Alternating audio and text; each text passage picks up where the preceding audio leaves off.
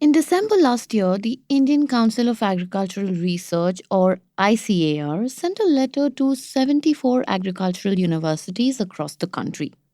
It said that natural farming had become a subject of national importance, and universities were urged to introduce it into their programs.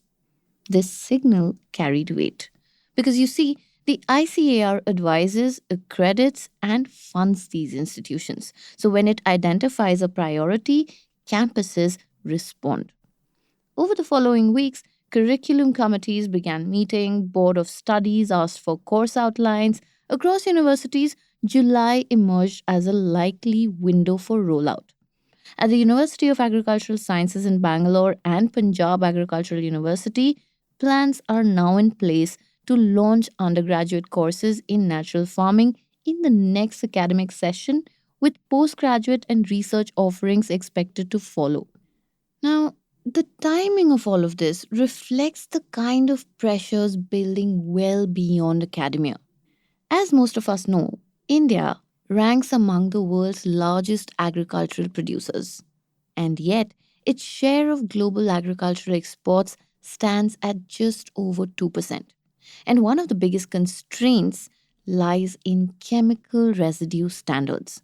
In India, the permissible pesticide residues range is between zero point 0.1 and zero point 0.5 milligrams per kilogram. But in European markets, it is maximum zero point zero 0.01 milligram, which is why Indian crops grown under decades of chemical intensive practices struggle to meet these thresholds. And export rejections carry huge costs.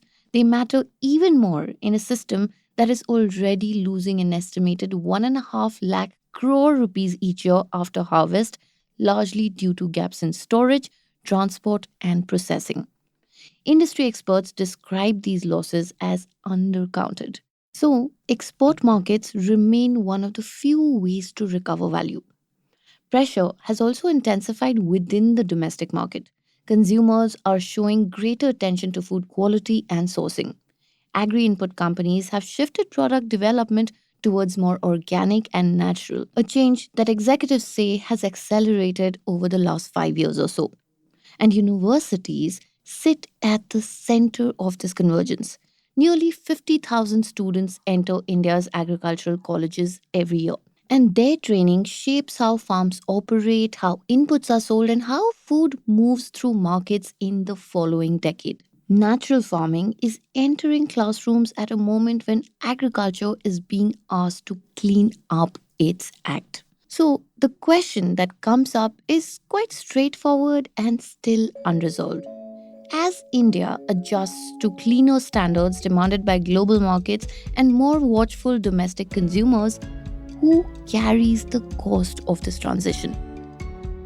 Welcome to Daybreak, a business podcast from the Ken. I'm your host Nigdha Sharma, and I don't chase the news cycle. Instead, every day of the week, my colleague Rachel Varghese and I will come to you with one business story that is worth understanding and worth your time. Today is Tuesday, the 3rd of February.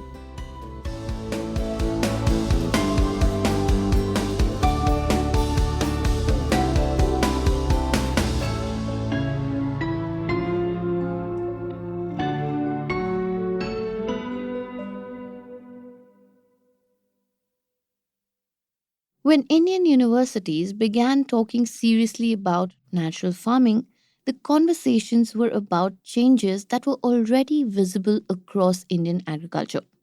These changes have built up gradually, have been shaped by policy decisions and market signals and shifts inside the agri input industry.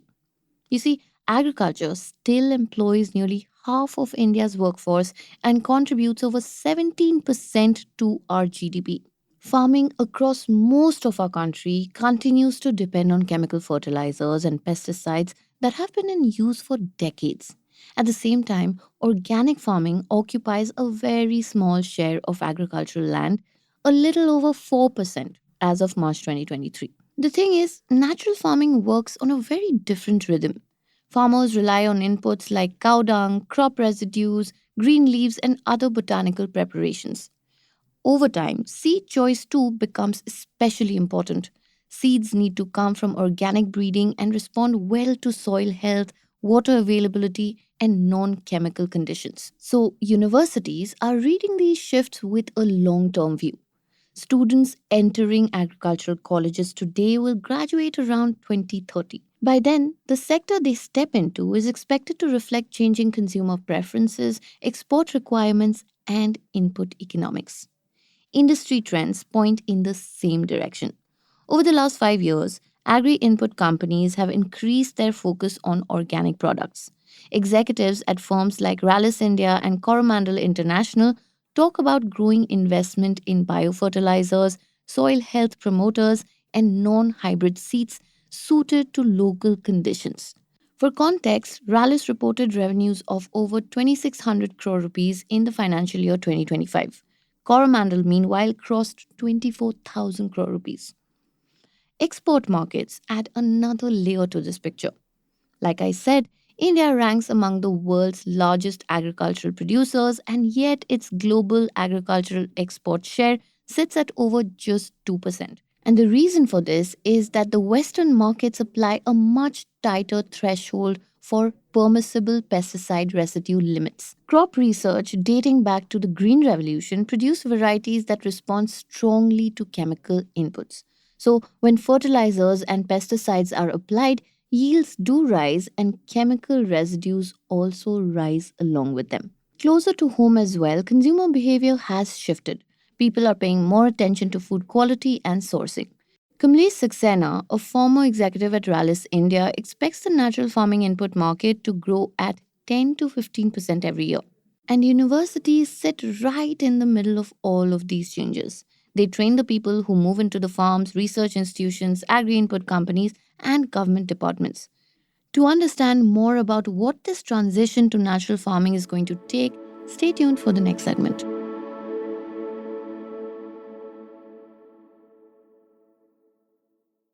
Let's be honest, movement inside institutions will not remove the constraints that farmers face on the ground. Education builds skills and awareness, and farming decisions unfold under immediate economic pressure. And these realities exist side by side. One of the biggest gaps lies in research. Conventional farming benefits from decades of data on yields, quality, and input requirements. Natural farming, on the other hand, still lacks comparable baseline data. Professors at agricultural universities point to unanswered questions around productivity, crop quality, and how different inputs will interact over time. And funding plays a key role here. Universities and research institutions receive limited support for long term natural farming trials. But knowledge builds slowly through field experience and incremental experimentation. And it is the farmers who feel the impact the first. Yield levels fall during the initial conversion period. Quality varies across crops and regions, and income quickly responds to these changes. Ragi is a very good example of this. Under conventional farming, 10 quintals earn around 35,000 at minimum support prices. Under natural farming, yields average around 6 quintals, bringing about 21,000 from the same land. And that difference shapes up everyday decisions at the farm level. Structures offer limited support during this phase. Regulated systems that could help cushion income shifts remain underdeveloped. Certification adds more steps. Farmers register land through government or private agencies, complete online procedures, and rely on peer verification, which is probably why industry veterans speak in terms of long timelines. Saxena estimates that large scale transitions towards organic farming will unfold over decades. Look what happened in Sri Lanka. In 2021, the country banned chemical fertilizers nationwide, but natural farming covered under 4% of farmland. Rice production fell by 14%. Tea exports stalled. Food security became weak. The policy was reversed as early as 2022 amid economic strain. India's approach emphasizes gradual movement. Universities play a central role in this strategy by supplying trained professionals to both farms and industry. Universities also face challenges within their student communities. Career aspirations often stretch beyond farming, especially in a country like India. A 2022 survey at Tamil Nadu Agricultural University found fewer than 12% of students considered farming as a future career. Nearly 60% wanted government jobs, and more than a quarter looked towards business and entrepreneurship.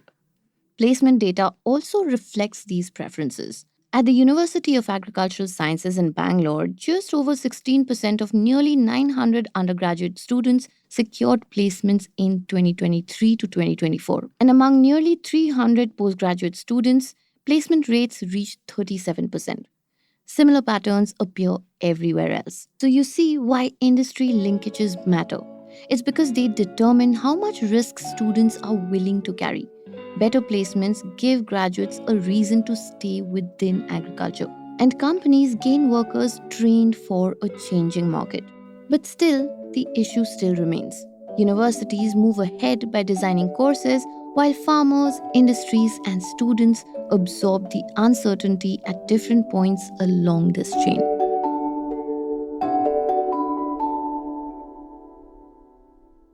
Daybreak is produced from the newsroom of The Ken, India's first subscriber focused business news platform.